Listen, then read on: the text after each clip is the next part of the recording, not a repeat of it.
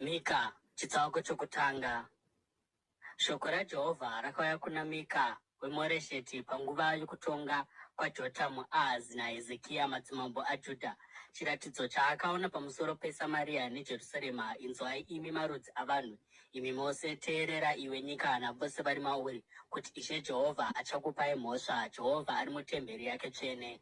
Tarirai, Jehovha ari kubuda panzvimbo yaanogara, anoburuka pasi agotsika panzvimbo dzakakwirira dzenyika.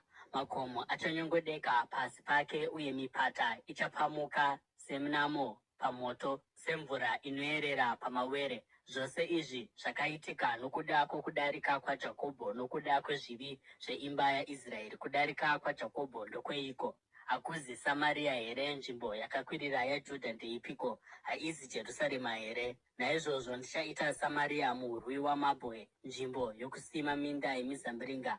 Zvose zvifananidzo zvaro zvichaputswa kuita zvimedu. Zvose zvipo zvaro zvomutemberi zvichapiswa nomoto. Ndichaparadza zvifananidzo zvaro zvose, sezvo akaunganidza zvipo zvake kubva pamibayiro yezvifeve. Semibayiro yezvifeve zvichazoshandiswa zvakare.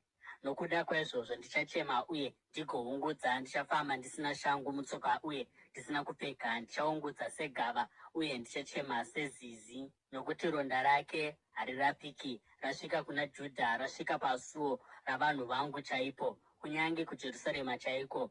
Musazvireva paGati, musambochema muBheti Ofira. Umburukai muguruva, pfuurai muende musina kupfeka mukunyara, imi munogara muShafiri. Avo vanogara muZaanani havangabudi kunze. Bheti Ezeri riri mukuchema, kudzivirirwa kwaro kwabviswa kubva kwariri. Avo vanogara muMaroti mukurwadziwa kukuru vakamirira kudzikinurwa, nokuti njodzi yasvika ichibva kuna Jehovha. Kunyange pasuo reJerusarema, imi vanogara muRakishi, sungai mabhiza enyu pangoro. Ndimi makava mavambo echivi kumwanasikana weZioni, nokuti kudarika kwaIsraeri kwakawanikwa mamuri.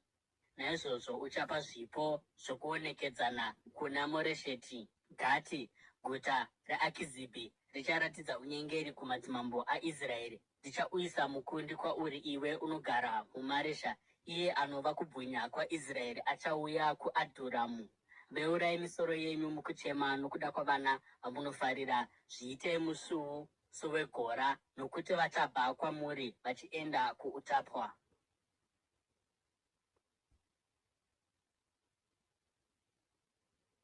Mika, chitsauko chechipiri.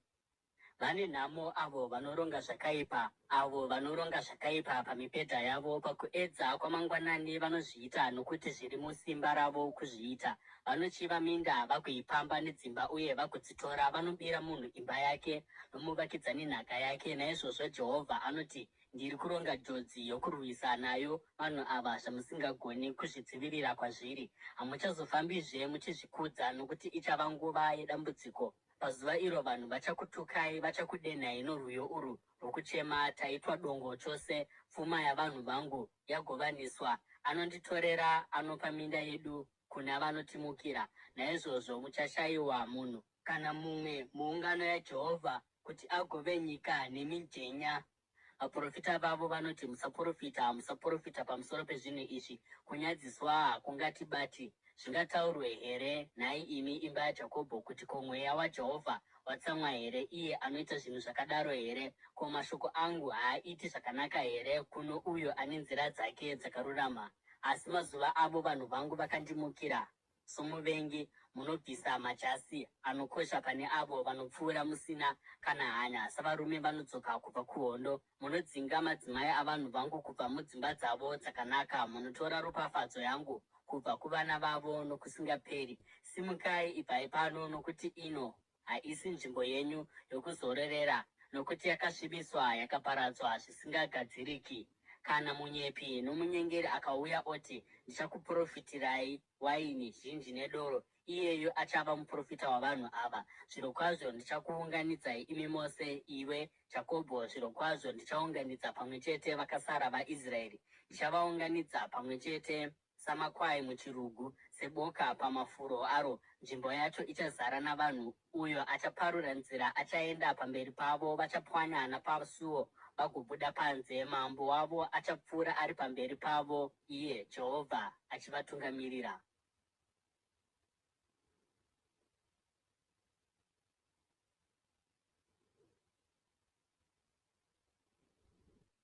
Mika, chitsauko chechitatu. Ipapo ndakati, teererai imi vatungamiri vaJakobho, imi vatongi veimba yaIsraeri. Hamufaniri kuziva kururamisira here? Imi munovenga zvakanaka muchida zvakaipa, munofunura ganda pamapfupa, munodya nyama yavanhu vangu, munobvisa ganda ravo, muchivhuna mapfupa avo kuita zvidimbu. Munovatema-tema senyama yomupaini, senyama yomuhari. Ipapo vachadana kuna Jehovha, asi haangavadaviri. Panguva iyoyo achavanza chiso chake kwavari nokuda kwezvakaipa zvavakaita. Zvanzi naJehovha, kana vari vaprofita vanotsausa vanhu vangu, kana mumwe akavapa zvokudya, vanodanidzira kuti rugare, kana akasavapa, vanogadzirira kumurwisa. Naizvozvo usiku huchauya pamusoro pako, pasina zviratidzo nerima, pasina kuvuka. Zuva richavirira vaprofita, uye masikati achavasvibira. Vaoni vachanyadziswa, uye vavuki vachanyadziswa. Vachafukidza zviso zvavo, nokuti hakuna mhinduro inobva kuna Jehovha. Asi kana ndirini, ndizere nesimba nomweya waJehovha, uye nokururamisira nesimba, kuti ndizivise Jakobho kudarika kwake naIsraeri chivi chake. Inzwai izvi, imi vatungamiri veimba yaJakobho, imi vatongi veimba yaIsraeri, munozvidza kururamisira uye munominamisa zvose zvakanaka. Munovaka Zioni nokudeura ropa, uye Jerusarema nouipi. Vatungamiri varo vanotongera fufuro, vaprista varo vanodzidzisa kuti vapiwe mubayiro, uye vaprofita varo vanoprofita kuti vapiwe mubayiro.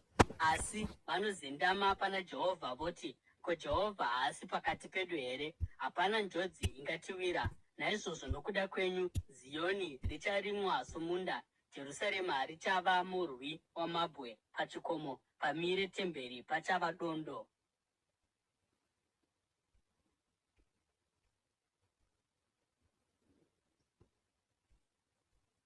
Mika, chitsauko chechina. Mumazuva okupedzisira, gomo retemberi yaJehovha richasimbiswa segomo guru pakati pamakomo. Richasimudzwa pamusoro pezvikomo, uye marudzi achaenda kwariri. Ndudzi zhinji dzichauya dzichiti, uyai handei kugomo raJehovha, kuimba yaMwari waJakobho. Achatidzidzisa nzira dzake kuti tigofamba munzira dzake. Murayiro uchabuda kubva paZioni, shoko raJehovha kubva paJerusarema. Achatonga pakati pamarudzi mazhinji, uye achapedza gakava pakati pendudzi dzine simba dziri kure kure. Vachapfura minondo yavo vagoiita mapadza, namapfumo vachiaita mapanga okuchekerera miti. Rudzi harungasimudziri rumwe rudzi munondo, havangazodzidzirizve kurwa.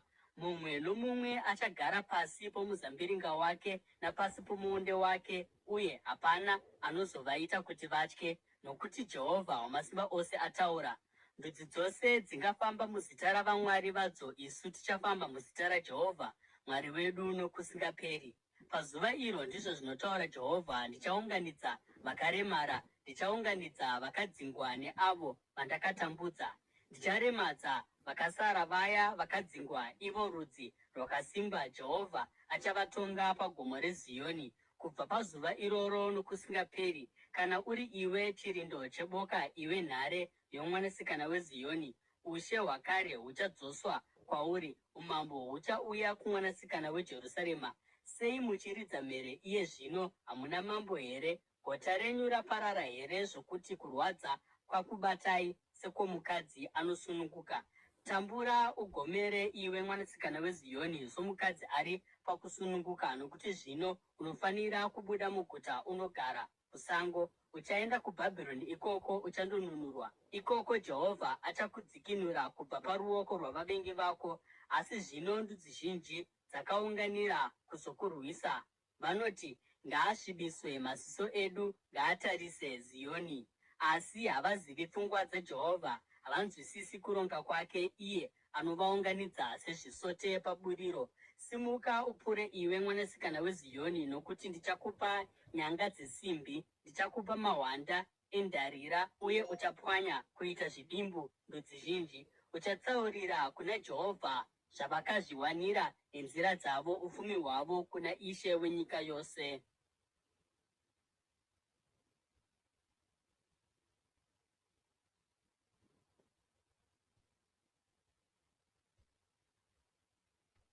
Mika, chitsauko chechishanu.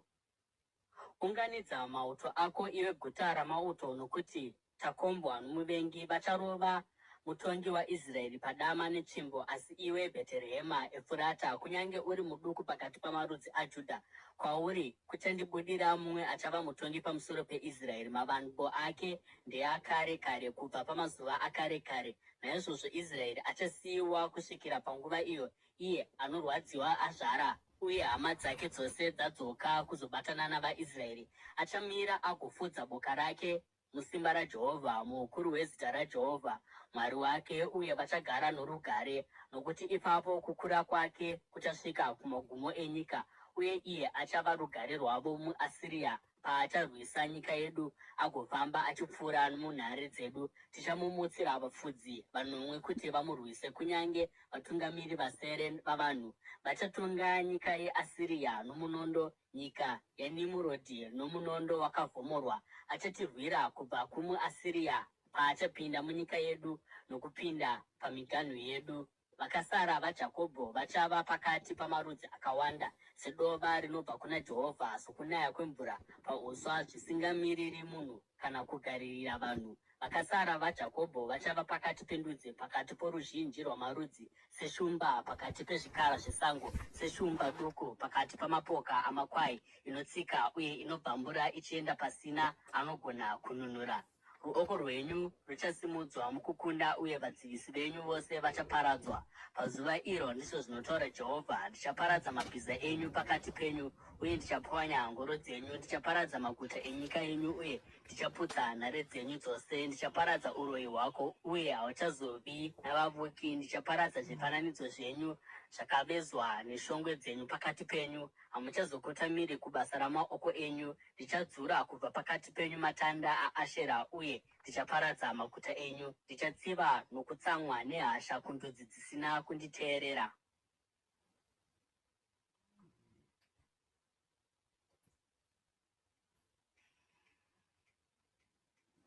Mika, chitsauko chenhanhatu. Teererai zvinotaurwa naJehovha. Simukai, taurai nyaya yenyu pamberi pamakomo. Zvikomo ngazvinzwe zvamunoda kutaura. Chinzwai imi makomo kupomera kwaJehovha. Teererai imi waro hwenyika hunogara nokusingaperi, nokuti Jehovha ane mhosva yaari kupa vanhu vake. Anopa Israeri mhosva. Vanhu vangu, chiiko chandakakuitirai? Ndakakuremedzai neiko? Ndipindurei. Ndakakubudisai kubva muIjipiti, uye akakudzikinurai kubva munyika youranda. Ndakatuma Mozisi kuti azokutungamirirai, naAroniwo naMiriamu. Vanhu vangu, rangarirai zvakaranganwa naBharaki mambo weMoabhu, nezvakapindurwa naBharamu mwanakomana waBheori. Rangarirai rwendo rwenyu kubva kuShitimu kusvika kuGirigari, kuti mugoziva mabasa akarurama aJehovha. Ndichauya neiko pamberi paJehovha, uye ndigokotama sei pamberi paMwari anokudzwa? Ndingauya pamberi pake nezvibayiro zvinopiswa nemhuru dzine gore rimwe here? Ko, Jehovha angafadzwa nezviuru zvamakondowe, uye nezviuru 10 zvenzizi dzamafuta here? Ndingapa dangwe rangu nokuda kwokudarika kwangu, icho chibereko chomuviri wangu, pamusoro pokutadza kwomweya wangu here? Akakuratidza iwe munhu kuti zvakanaka ndezvipi, uye ndezvipi zvinodiwa naJehovha kubva kwauri: kuita zvakarurama, uye kufarira kunzwira ngoni, nokufamba naMwari wako wakazvininipisa. Teererai, Jehovha anodanidzira kukuta, uye kutya zita renyu ndihwo uchenjeri. Chenjererai shamhu naiye akaituma. Ndichazokanganwa here, iwe imba yakaipa, upfumi hwako hwakawanikwa nenzira dzakaipa, nechiyero cheefa chakatapudzwa chakatukwa? Ndingaregerera munhu ane chiyero chinonyengera nesaga rezviyero zvenhema here? Vapfumi vake vanoita nechisimba, vanhu vake varevi venhema, uye miromo yavo inotaura nokunyengera. Naizvozvo ndatotanga kukuparadzai, kukuitai dongo nokuda kwezvivi zvenyu. Muchadya asi hamungaguti, dumbu renyu richaramba risina chinhu. Muchaisa mudura asi mugoshaya zvamachengeta, nokuti zvamunounganidza ndichazviparadza nomunondo. muchadyara asi hamungakohwi, muchasvina maorivhi asi hamungazori mafuta acho, muchasvina mazambiringa asi hamunganwi waini yacho. Makachengeta zvirevo zvaOmuri uye namabasa ose eimba yaAhabhu, uye makatevera tsika dzavo. Naizvozvo ndichakuisai mukuparadzwa nevanhu venyu, mukusekwa, muchatakura kushorwa kwendudzi.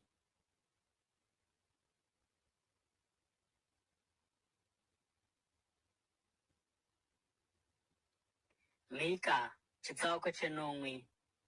Inhamo iyi yandinayo ndafanana nouya anounganidza michero yeshizha inosara mumunda wemizambiringa pakukohwa. Hapana sumbu ramazambiringa rokudya kana maonde okutanga andinopanga. Vanhu vano umwari vabviswa panyika, hapana mumwe akarurama asara. Vanhu vose vanovandira kuti vateure ropa. Mumwe nomumwe anovhima hama yake nomumbure. Maoko ose ari maviri ane unyanzvi pakuita zvakaipa. Mubati anomanikidzira vanhu kuti vamupe zvipo. Mutongi anotambira fufuro. Vane simba vanomanikidzira zvido zvavo. Vose vanozvironga pamwe chete. Akanaka kupfuura vose akangoita sorukato. Vakarurama kupfuura vose vakaipa, kupfuura ruzhowa rweminzwa. Zuva renharirire dzenyu rasvika, zuva rokushanyirwa kwenyu naMwari. Zvino ino ndiyo nguva yokusanganiswa kwazvo. Zvino ino ndiyo nguva yokukanganiswa kwazvo. Rega kuvimba nomuvakidzani wako, usavimba neshamwari yako, kunyange nomukadzi wawakagumbatira. Uchenjerere mashoko ako, nokuti mwanakomana anozvidza baba vake, mwanasikana anomukira mai vake, muroora anomukira vamwene vake. Vavengi vomunhu ndivo vanhu vemhuri yake. Asi kana ndirini, ndinomirira netariro kuna Jehovha, ndinomirira Mwari muponesi wangu. Mwari wangu achandinzwa. Usafara pamusoro pangu, iwe muvengi wangu. Kunyange ndakawira pasi, ndichasimuka. Kunyange ndigere murima, Jehovha achava chiedza changu. Nokuti ndakamutadzira, ndichatakura kutsamwa kwaJehovha kusvikira andireverera mhosva yangu uye asimbisa kodzero yangu. Achandibudisira kuchiedza, ndichaona kururama kwake. Ipapo muvengi wangu achazviona uye achafukidzwa. Iye akati kwandiri, aripiko Jehovha Mwari wako? Meso angu achaona kuwa kwake. Kunyange iye zvino achatsikwa pasi petsoka samatope mumigwagwa. Zuva rokuvaka masvingo enyu richasvika, zuva rokuwedzerwa kwemiganhu yenyu. Pazuva iro vanhu vachauya kwauri vachibva kuAsiria namaguta eIjipiti, kunyange kubva kuIjipiti kusvikira kuYufuratesi, uye kubva kugungwa kusvika kune rimwe gungwa, nokubva kugomo kusvika kune rimwe gomo. Nyika ichava dongo nokuda kwavagari vayo, nokuda kwamabasa avo. Fudza vanhu vako nomudonzvo wako, boka renhaka yako rinogara roga musango mumafuro akanaka. Rega afure muBhashani reGireadhi samazuva ekare, sapamazuva amakabuda kubva muIjipiti. Ndichavaratidza zvishamiso zvangu. Ndudzi dzichazviona uye dzichanyadziswa, dzisisina simba radzo rose. Vachabata miromo yavo uye nzeve dzavo dzichadzivira. Vachananzva guruva senyoka, sezvipuka zvinokambaira pasi. Vachabuda vachidedera kubva munzvimbo dzavo dzokuvanda. Vachadzoka vachitya kuna Jehovha Mwari wedu, uye vachakutyai. Ndiani Mwari akaita semi, anoregerera chivi uye anokanganwira kudarika kwavakasara nenhaka yake? Hamugari makatsamwa nokusingaperi, asi munofarira kunzwira ngoni. Muchava nenyasha kwatiri zvakare. Muchatsikira zvivi zvedu pasi petsoka, uye muchakanda kuipa kwedu kwose pakadzikadzika mugungwa. Muchava makatendeka kuna Jakobho, mucharatidza nyasha kuna Abhurahama, sezvamakapika mhiko kumadzibaba edu mumazuva akare.